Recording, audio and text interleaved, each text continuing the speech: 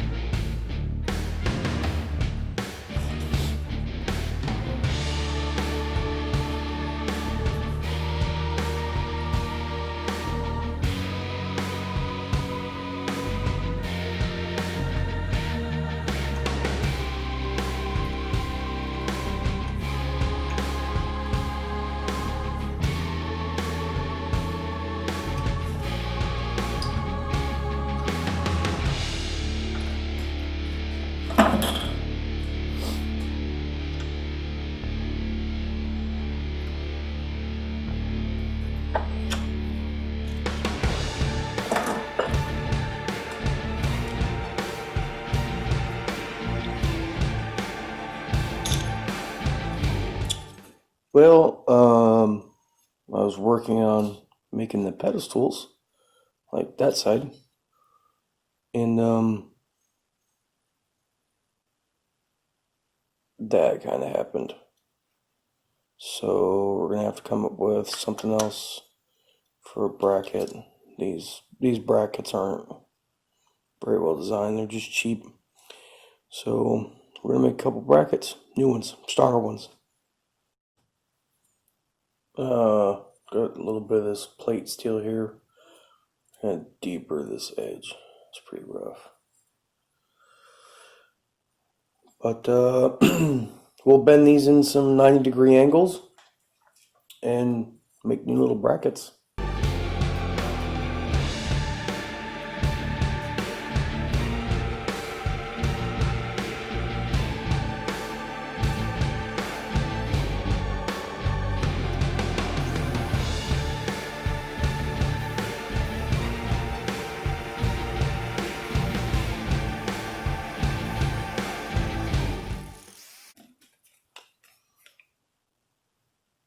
Oh, my marker leaked.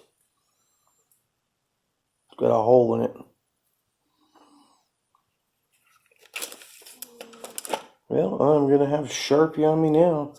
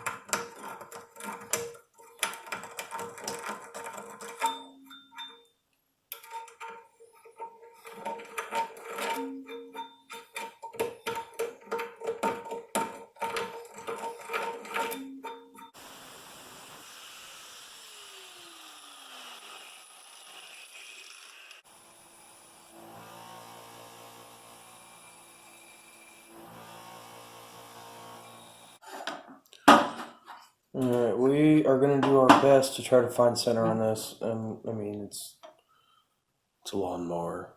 It doesn't need to be perfect. Honestly, we could just stick it right there and call it good. But we want to make sure that we get at least this direction square. Because if we don't, then this is going to be pointing off one way or the other. We really don't have any adjustment to point it left or right. So we do have adjustment up and down though.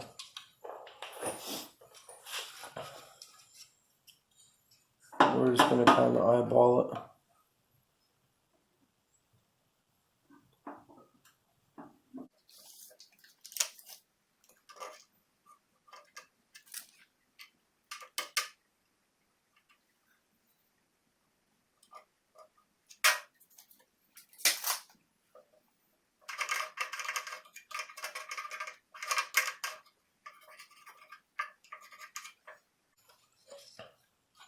You guys might be wondering why the mounts are so tall.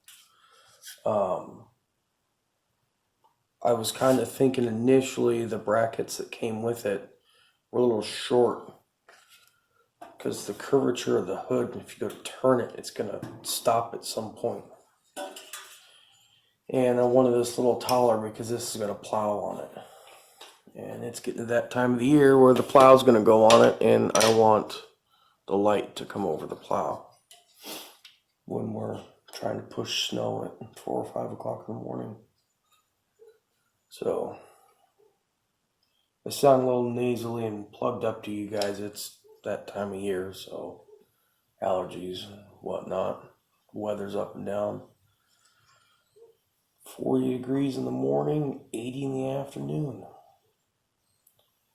It's not the best on your sinuses, but what do you do?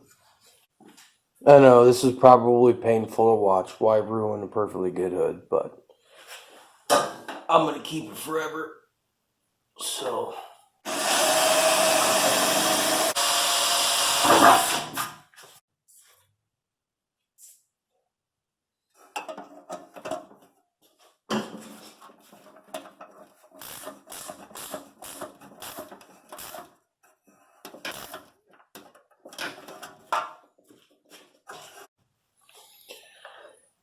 alright, this is the factory wiring.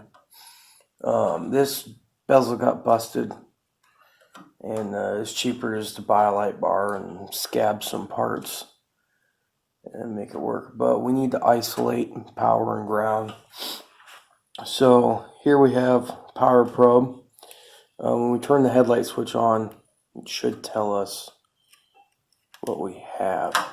Now, you can use a voltmeter, a test light, to figure out your power and ground.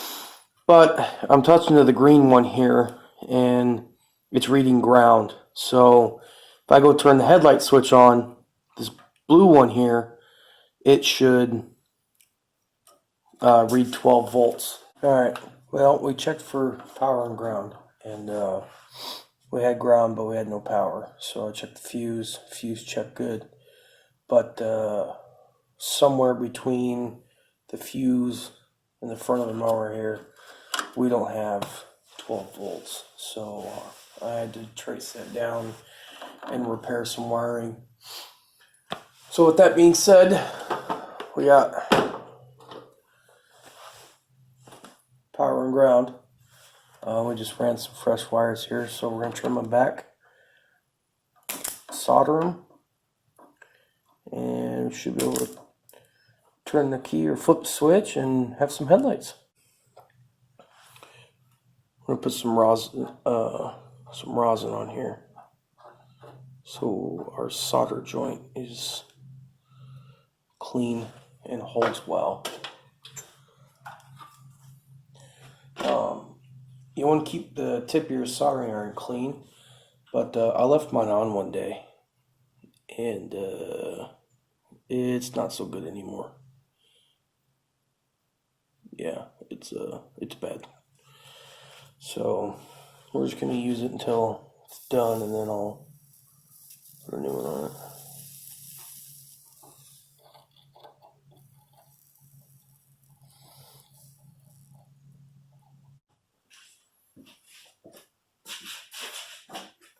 Thank you guys for watching. Remember to like, comment, subscribe, share that video, hit the bell, and we'll see you on the next one. Thanks.